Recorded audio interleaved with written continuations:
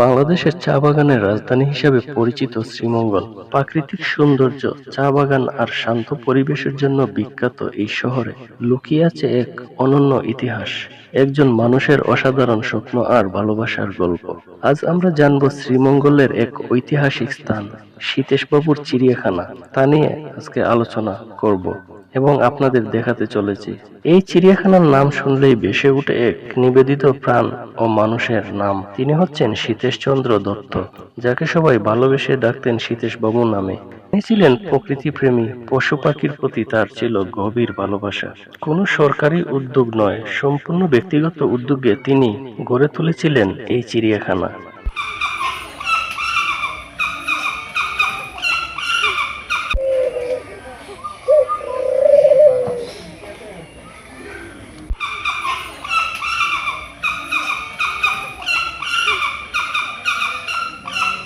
একটা সময় ছিল যখন এই এলাকায় ছিল শুধু গাছপালা আর নির্জনতা।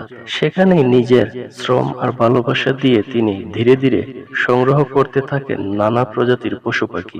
দেশের ভিন্ন স্থান থেকে, এমনকি বিদেশ থেকেও তিনি নিয়ে আসেন ভিন্ন প্রজাতির প্রাণী, যাদের জন্য তিনি তৈরি করেন নিরাপদ আবাসস্থল। এই চিড়িয়াখানায় একসময় দেখা যেত হরিণ, বানর, শিয়াল, নানা প্রজাতির পাখি। এখন আরো অনেক প্রাণী এখানে সংরক্ষণ করা হয়েছে। স্থানীয় মানুষ, বিশেষ করে শিশুদের জন্য এটি ছিল এক বিশাল আনন্দের জায়গা। অনেকেই এখানে এসে প্রথমবারের মতো কাছ থেকে প্রাণী দেখার সুযোগ পেতেন। কিন্তু সময়ের সাথে সাথে সবকিছুই বদলে যায়। সীতেশবাবুর মৃত্যুর পর ধীরে ধীরে এই চিড়িয়াখানার কার্যক্রম কমতে থাকে। যত্ন আর রক্ষণাবেক্ষণের অভাবে অনেক প্রাণী হারিয়ে যায়, আর এক সময় প্রাণচঞ্চল এই স্থান ধীরে ধীরে হয়ে পড়ছে নির্জন।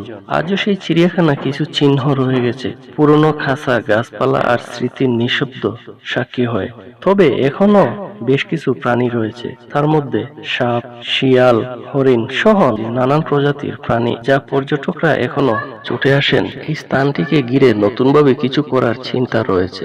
যদি সঠিকভাবে সংরক্ষণ করা যায়, তবে এটি আবারও হতে পারে একটি আকর্ষণীয় পর্যটন কেন্দ্র। শ্রীমঙ্গলের প্রাকৃতিক সৌন্দর্যের মাঝে সীতেশবাবুর চিড়িয়াখানা আমাদের মনে করিয়ে দেয় একজন মানুষের স্বপ্ন কতটা শক্তিশালী হতে পারে।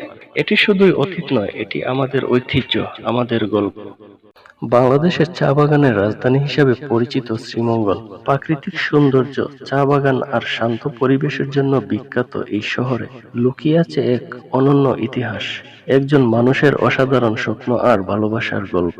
আজ আমরা জানব শ্রীমঙ্গলের এক ঐতিহাসিক স্থান, সীতেশবাবুর চিড়িয়াখানা। তা নিয়ে আজকে আলোচনা করব এবং আপনাদের দেখাতে চলেছি। এই চিড়িয়াখানার নাম শুনলেই ভেসে উঠে এক নিবেদিত প্রাণ ও মানুষের নাম। তিনি হচ্ছেন সীতেশচন্দ্র দত্ত, যাকে সবাই ভালোবেসে ডাকতেন সীতেশবাবু নামে। তিনি ছিলেন প্রকৃতিপ্রেমী, পশু পাখির প্রতি তার ছিল গভীর ভালোবাসা। কোনো সরকারি উদ্যোগ নয়, সম্পূর্ণ ব্যক্তিগত উদ্যোগে তিনি গড়ে তুলেছিলেন এই চিড়িয়াখানা। একটা সময় ছিল যখন এই এলাকায় ছিল শুধু গাছপালা আর নির্জনতা। সেখানেই নিজের শ্রম আর ভালোবাসা দিয়ে তিনি ধীরে ধীরে সংগ্রহ করতে থাকেন নানা প্রজাতির পশু পাখি। দেশের ভিন্ন স্থান থেকে, এমনকি বিদেশ থেকেও তিনি নিয়ে আসেন ভিন্ন প্রজাতির প্রাণী, যাদের জন্য তিনি তৈরি করেন নিরাপদ আবাসস্থল। এই চিড়িয়াখানায় একসময় দেখা যেত হরিণ, বানর, শিয়াল, নানা প্রজাতির পাখি। এখন আরো অনেক প্রাণী এখানে সংরক্ষণ করা হয়েছে। স্থানীয় মানুষ, বিশেষ করে শিশুদের জন্য এটি ছিল এক বিশাল আনন্দের জায়গা।